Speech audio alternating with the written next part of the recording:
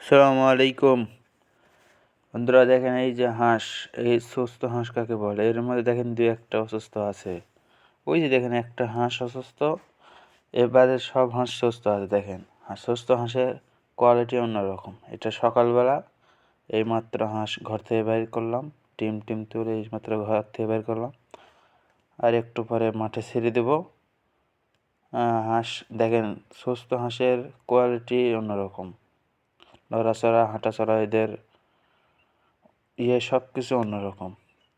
আর অসুস্থ হাঁস হলে লড়াচড়া থাকবে না, অনেক অসুবিধে, মন ভারে থাকবে। এই জন্য সবসময় হাঁসের পরিচর্যা করতে হবে। হাঁসের ওষুধ পানি সবসময়, খাবার সব কিছু মেনটেন করতে হবে রেগুলার। কোনো সময় অলসতা করা চলবে না। জিনিস সবসময় সুস্থ থাকলে ভালো হবে। এর মধ্যে দেখেন দু একটা হাঁস দেখেন সর্দি, মাথা ভারী হয়ে আছে, দু একটা হাঁস দেখেন ঘাড় খাটো করে আছে।